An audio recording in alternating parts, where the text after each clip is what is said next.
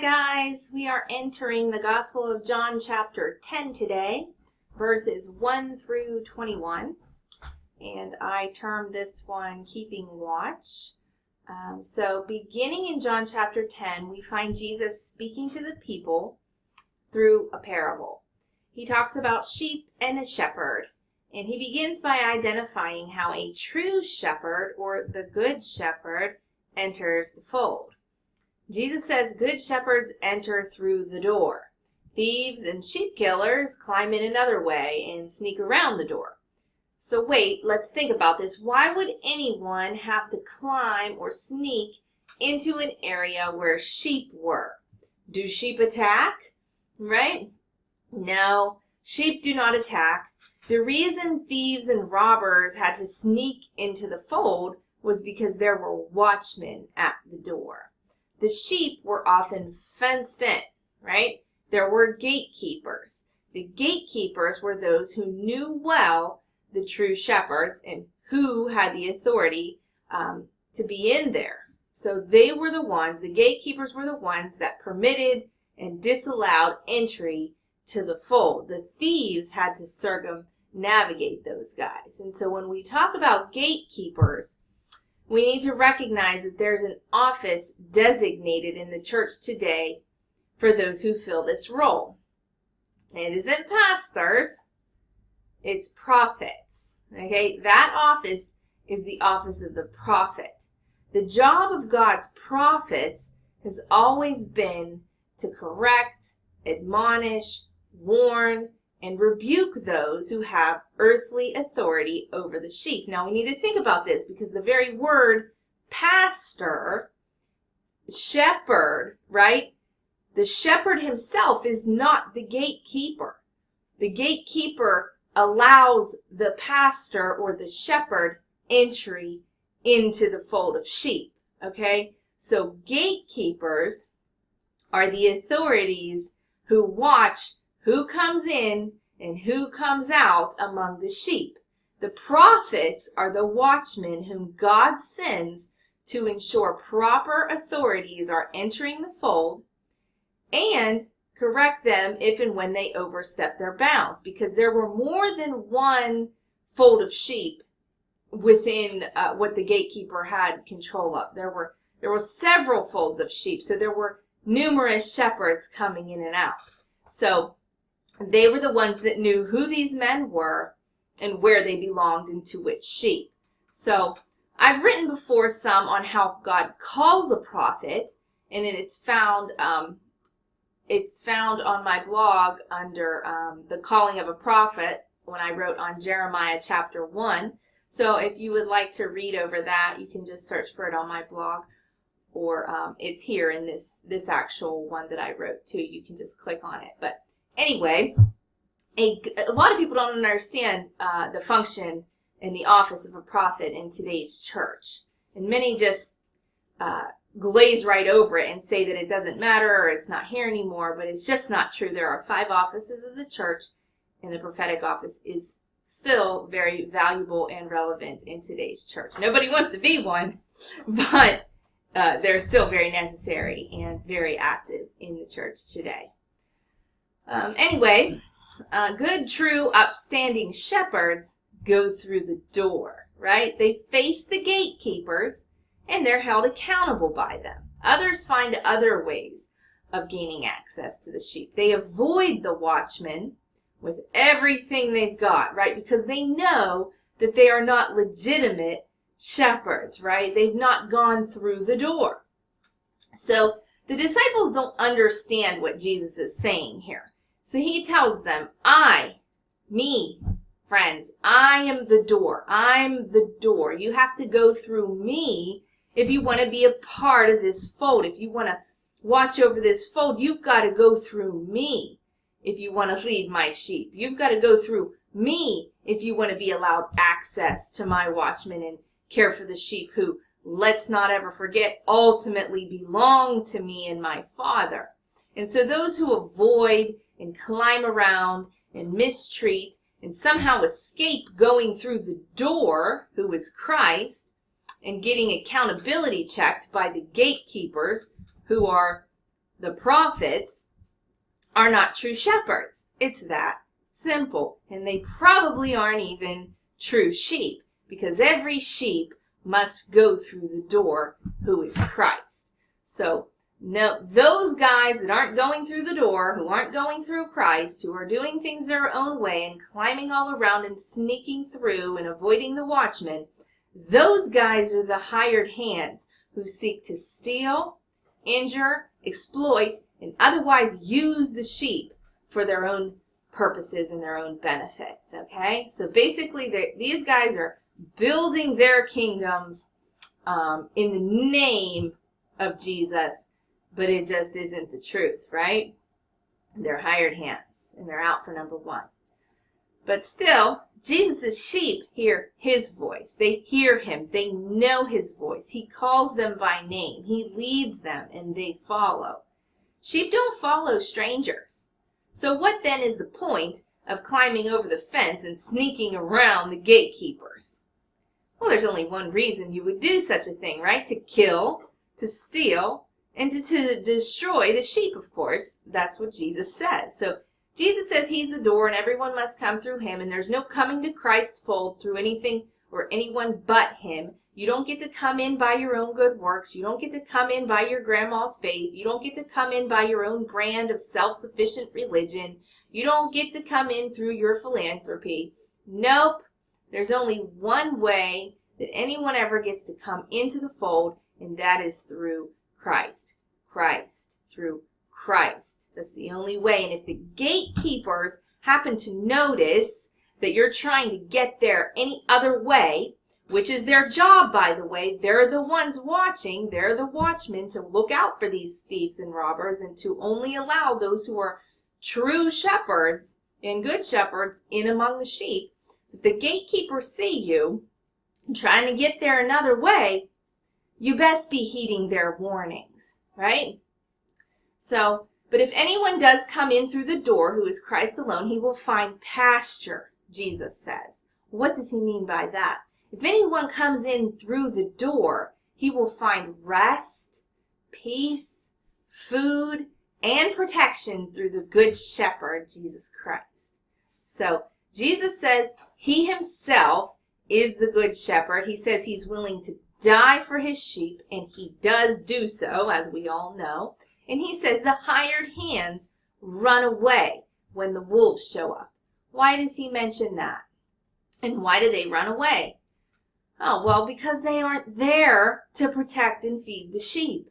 They're there to use, steal, kill, and exploit the sheep. They leave the sheep standing all alone when they themselves feel threatened or afraid. When danger comes, they look out for number one, leaving the sheep to fend for themselves. They don't care if the sheep are hurt. They don't care if the sheep are injured, stolen, or killed. They're the ones who are doing those things to the sheep, in fact. They don't love or know the sheep, and they don't want to. That's not their goal. These false shepherds and hired hands care about one thing: themselves. These ones care about getting ahead in the world, mainly, by using and exploiting someone else's property, someone else's sheep, namely God's, to their own advantage. So they are cowards. That is the proper term for such people. And if there were ever a pressing issue within the church today, 2019, it would be this: cowardice. Cowardice.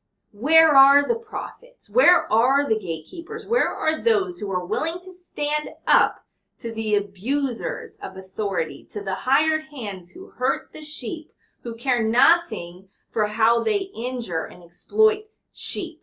Where are they? Well, I know a few, but they're very, very scarce.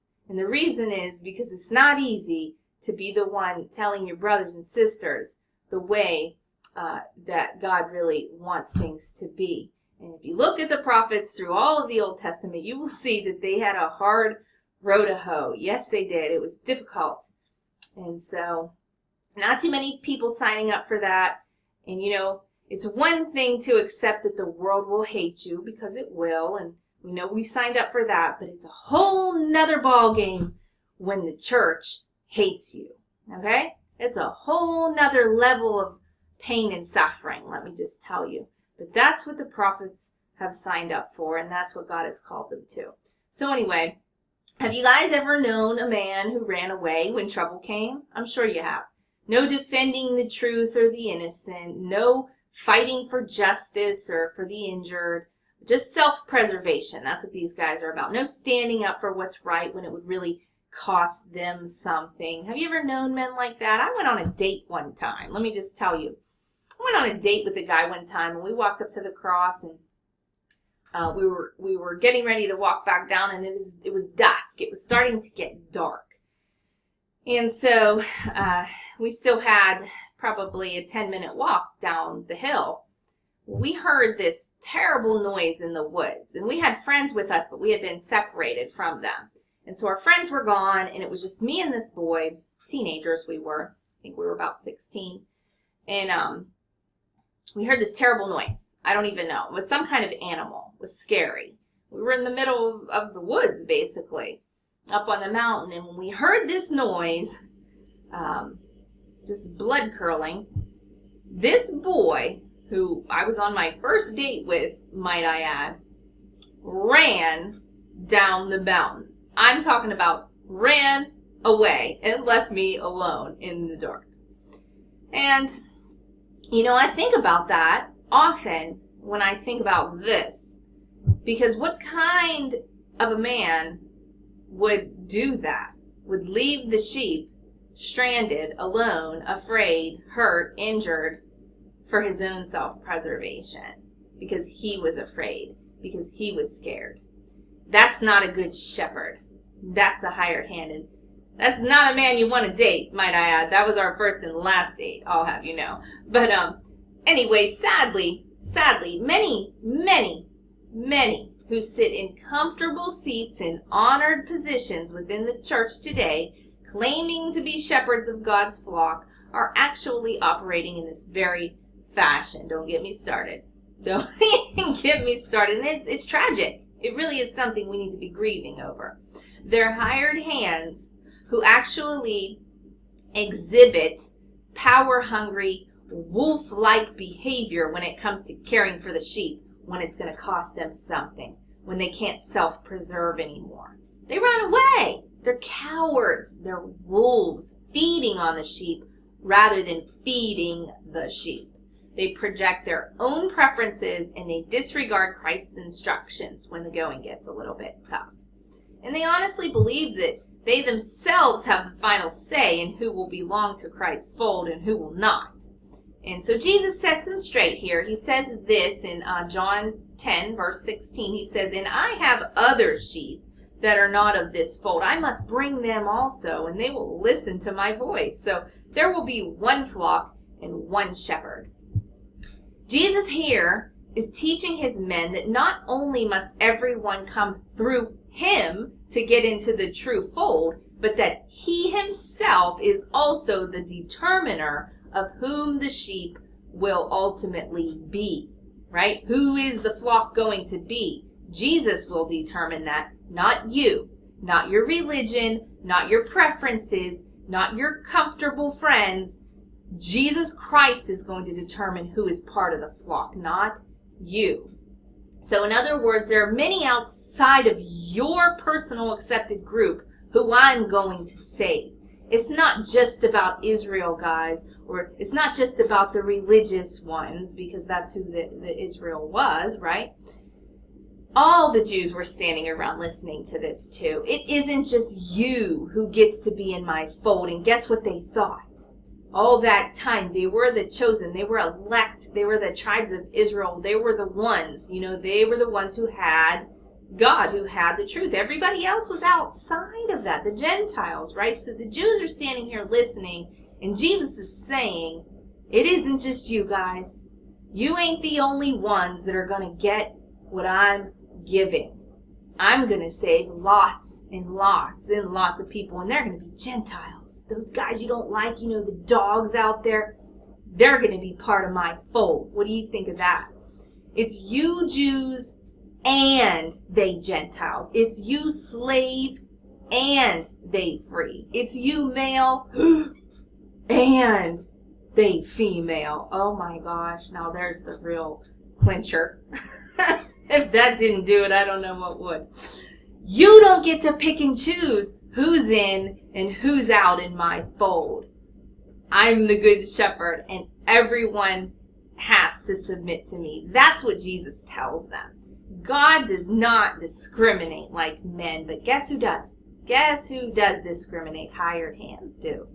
Hired hands who care nothing for the sheep, especially the sheep they don't prefer. They're very discriminate when it comes to which sheep they're going to abuse and attack and which ones they're going to steal and overpower. And that's the two ways in which hired hands manipulate and control the sheepfold, by the way. The weak, they overpower and control into submission, and the strong, they attack and abuse, right? What are you going to do if you want to get into the fold, but you can't go through the door, or you're not willing to go through the door? You're going to attack the gatekeeper if you can, right? You're going to get rid of that watchman so that you can have access, right? Hired hands have a way of weaving their way through the flock and getting all they can for themselves, either through controlling the weak or through attacking the strong, or both. Many times it's both. But Jesus says there's only one flock, and he's Lord of them all. Everyone has to come in through him. Everyone is under his jurisdiction and his command.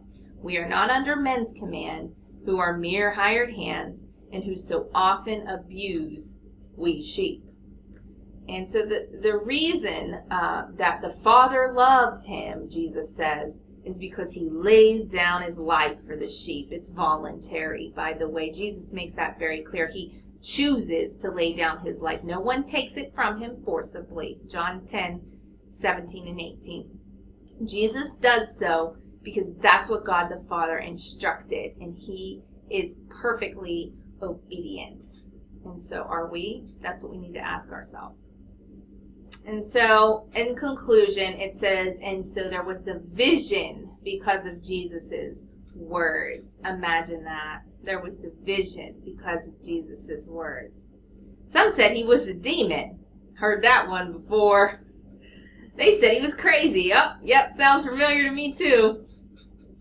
Why listen to him, they said. And I guess the miracles themselves weren't enough for these guys. But others in the crowd said, nope, he speaks the truth. And last time we checked, demons didn't do miracles. So here we have some people who are willing to think critically and look at facts rather than just dismiss someone based on their own preferences and their own desires. Okay? So Christ's truth divides. And it divides the true from the false. I'll tell you what it doesn't do, though. It doesn't divide the true from the true. It doesn't divide Christians. The truth divides the true from the false, the sheep from the goats, right? That's what it divides. It does not divide the true from the true. So if there's division going on, we need to determine who is true and who is false by looking at facts, not feelings or personal preferences. But when we're committed to gatekeeping and holding hired hands accountable, you better believe there's going to be some commotion in the camp. The more committed that we are to insisting that Christ himself is the only door through which men can come and be saved, and the Word is the only standard by which we determine what we should and shouldn't do, we're going to be sought out by the thieves who sit high and mighty, seeking to abuse and malign his sheep. That's just what it is. And so their goal is to kill, steal, and destroy us so that their lies and deceit will have free reign and eventually swallow the whole flock with one wolfish gulp. And what is the moral of the story? The take home is we simply cannot afford any cowardice in Christ's camp. We can't. We cannot be cowards. And there is so much cowardice in the church to even stand up to people that, we know and we love and in love and just simply correct them in gentleness and with care, and because we love them. That people won't even do that much. What are they going to do when their real persecution comes? We can't afford to be cowards. Jesus Christ does not call us into cowardice. He calls us to stand up for truth and to go down with truth if that's what is necessary. That's what he did, and that's what he calls us to do. And so he laid down his life for us, and so we should recognize that's exactly what he calls and commands, and it's exactly, probably, most likely, what it's going to cost us to really follow the Good Shepherd. And so I guess we need to examine ourselves and just ask ourselves, are we willing? Are we willing to take up that cross, to take up that call, and to not be cowards when the wolves come and the thieves come to destroy? Are we willing to be those watchmen? I mean, Jesus told Peter to feed his sheep. And the way that we do that is by obeying his word and by not being cowards when danger comes. Because danger is going to come. Satan doesn't like when God's people are at peace. So, anyway, I hope that's helpful. And I hope you guys consider it. I hope you read John chapter 10. It's worth considering. And I thank you for listening, and I'll see you tomorrow.